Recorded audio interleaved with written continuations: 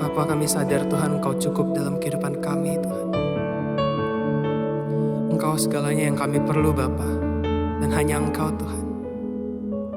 Oleh karena itu Tuhan, kami ingin lebih berserah lagi Tuhan dalam Engkau.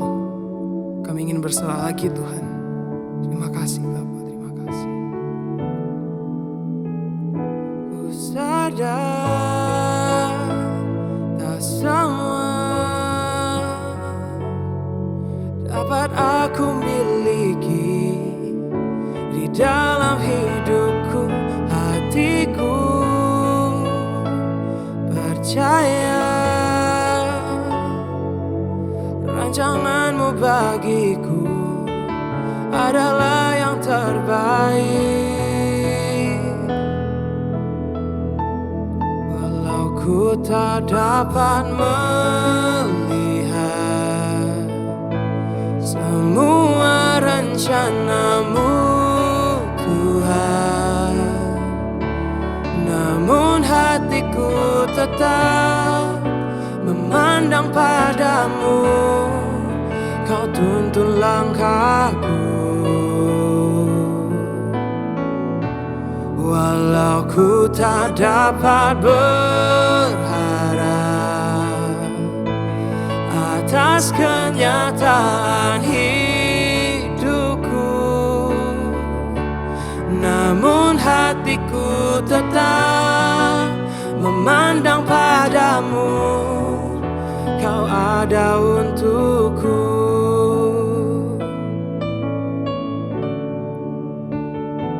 Sadar tak semua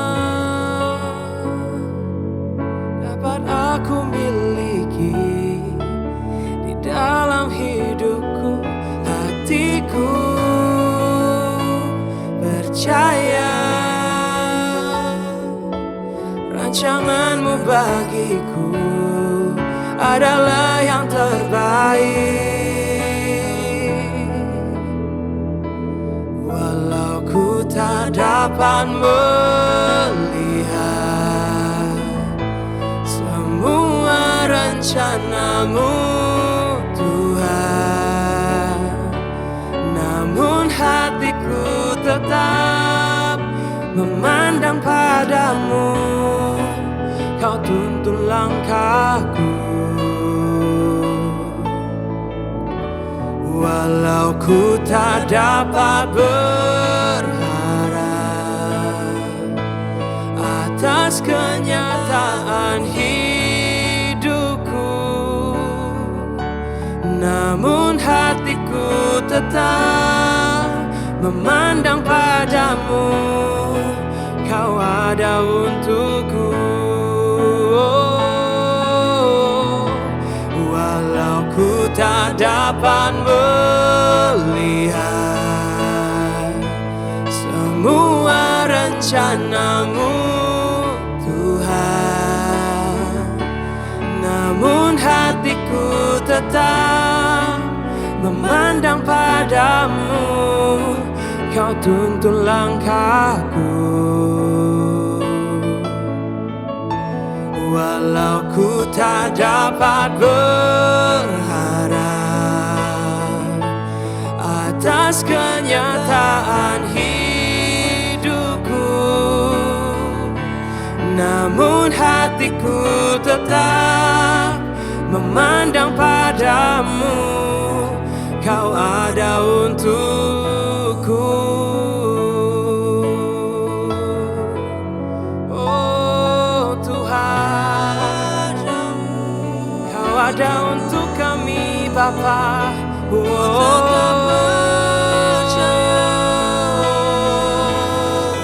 Terima kasih Tuhan. Haleluya. Hatiku tetap memandangmu Tuhan. Haleluya.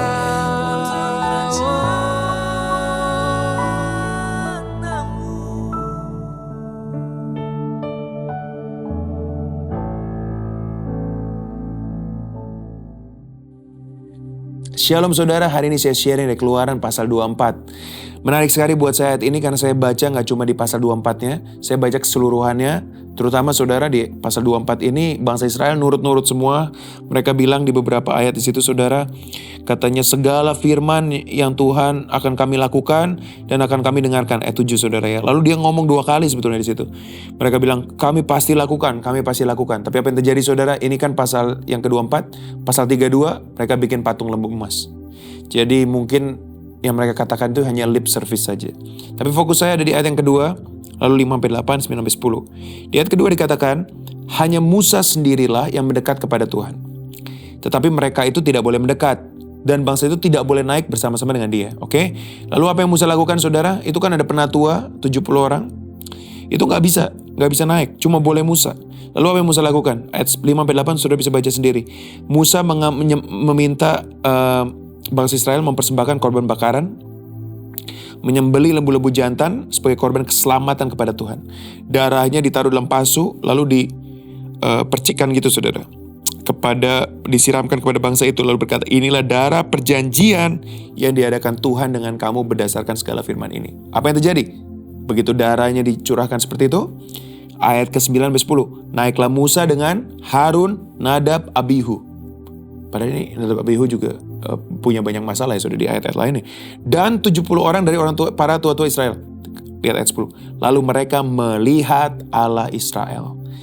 Kakinya berjejak pada sesuatu yang buatannya seperti lantai dari batu nilam dan yang terangnya seperti langit yang cerah. Saudara, darah anak domba ini adalah ilustrasi. Luar biasanya saudara, ditulis di 1400 tahun sebelum Masehi. Sebelum Yesus lahir, tapi adalah ilustrasi, alegori, dan satu future references kepada darah anak domba. Apa itu darah anak domba? Begini, sebelum ada darah anak domba, hanya orang tertentu ya, mungkin hanya Musa ya, mungkin di dunia ini udah gak ada seperti ini, yang bisa dekat pada Tuhan. Mungkin orang yang paling kudus, tapi dari lahir pun orang semua udah berdosa, jadi gak ada yang bisa.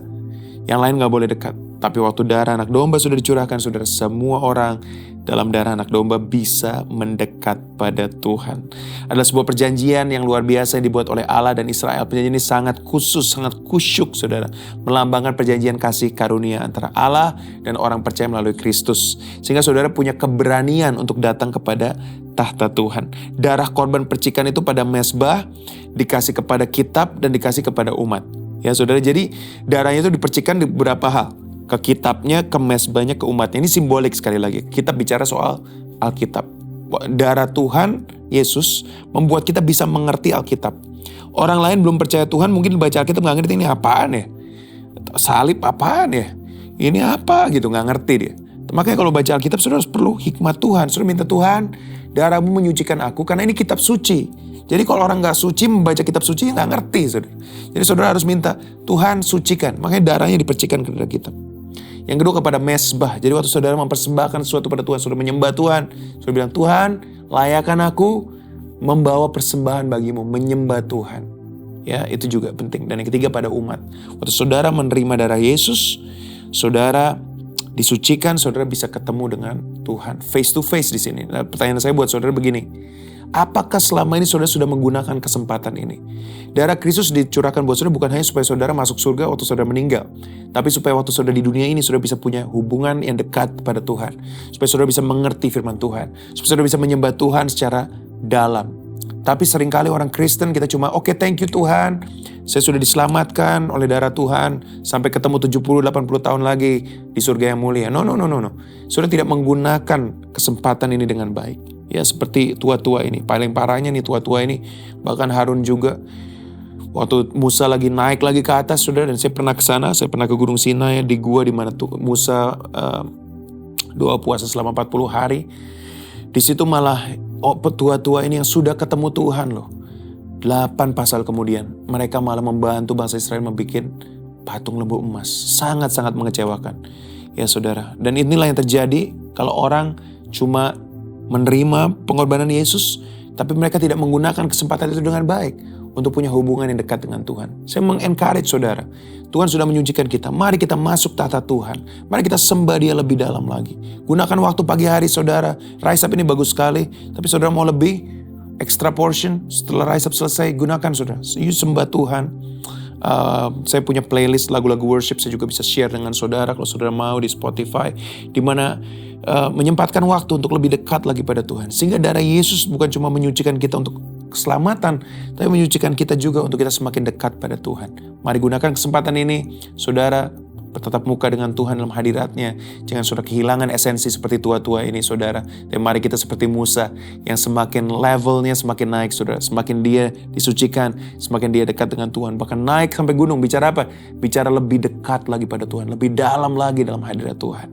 Mari kita berdoa. Kami bersyukur Tuhan, darah-Mu menyucikan kami. Sehingga gak cuma 1-2 orang, segelintir orang yang bisa bertemu Tuhan, bisa punya hubungan dengan Tuhan, tapi kami semua dilayakkan untuk bisa punya hubungan yang dekat dengan Tuhan. Doa kami satu, Tuhan, layakan kami supaya pertama kami mengerti firman Tuhan, yang kedua kami bisa membawa persembahan kami kepada Tuhan, dan yang ketiga supaya kami punya hubungan yang dekat dengan Tuhan. Kami minta Tuhan supaya Engkau menyucikan setiap kami dan bawa kami semakin dekat padamu, karena di dalam hadirat Tuhan kami mendapat kekuatan, kepuasan, terobosan, kesembuhan, semua yang kami perlukan kami temukan di dalam hadirat Tuhan. Kami bersyukur Tuhan buat hadirat-Mu, terus sucikan hidup kami. Darah anak domba tidak pernah gagal dalam hidup kami, tapi selalu menang dan membuat kami kudus, membuat kami kuat di dalam Tuhan. Dalam nama Yesus kami berdoa, amin. Darah anak domba ada bersama dengan saudara, jangan takut. Kemanapun saudara pergi, dimanapun saudara berada, Tuhan Yesus menyertai saudara. Terus hidup dalam kemenangan. God bless you. See you next time. Keluaran 24. Upacara pengikatan perjanjian antara Tuhan dengan bangsa Israel. Berfirmanlah ia kepada Musa, naiklah menghadap Tuhan, engkau dan Harun, Nadab dan Abihu dan 70 orang dari para tua-tua Israel, dan sujudlah kamu menyembah dari jauh. Hanya Musa sendirilah yang mendekat kepada Tuhan, tetapi mereka itu tidak boleh mendekat, dan bangsa itu tidak boleh naik bersama-sama dengan dia. Lalu datanglah Musa dan memberitahukan kepada bangsa itu segala firman Tuhan dan segala peraturan itu, maka seluruh bangsa itu menjawab serentak, segala firman yang telah diucapkan Tuhan itu akan kami lakukan. Lalu Musa menuliskan segala firman Tuhan itu. Keesokan harinya, pagi-pagi didirikannyalah mezbah di kaki gunung itu, dengan 12 tugu sesuai dengan ke-12 suku Israel. Kemudian disuruhnyalah orang-orang muda dari bangsa Israel, maka mereka mempersembahkan korban bakaran, dan menyembelih lembu-lembu jantan, sebagai korban keselamatan kepada Tuhan. Sesudah itu Musa mengambil sebagian dari darah itu, lalu ditaruhnya ke dalam pasu. Sebagian lagi dari darah itu disiramkannya pada mezbah itu. Diambilnyalah kitab perjanjian itu, lalu dibacakannya dengan didengar oleh bangsa itu dan mereka berkata, segala firman Tuhan akan kami lakukan dan akan kami dengarkan. Kemudian Musa mengambil darah itu dan menyiramkannya pada bangsa itu serta berkata, inilah darah perjanjian yang diadakan Tuhan dengan kamu berdasarkan segala firman ini. Dan naiklah Musa dengan Harun, Nadab dan Abihu dan 70 orang dari para tua-tua Israel. Lalu mereka melihat Allah Israel, kakinya berjejak pada sesuatu yang buatannya seperti lantai dari batu nilam dan yang terangnya seperti langit yang cerah. Tetapi kepada pemuka-pemuka orang Israel itu, tidaklah diulurkannya tangannya. Mereka memandang Allah, lalu makan dan minum. Musa di Gunung Sinai. Tuhan berfirman kepada Musa, naiklah menghadap aku, ke atas gunung, dan tinggallah di sana. Maka aku akan memberikan kepadamu loh batu, yakni hukum dan perintah, yang telah kutuliskan untuk diajarkan kepada mereka.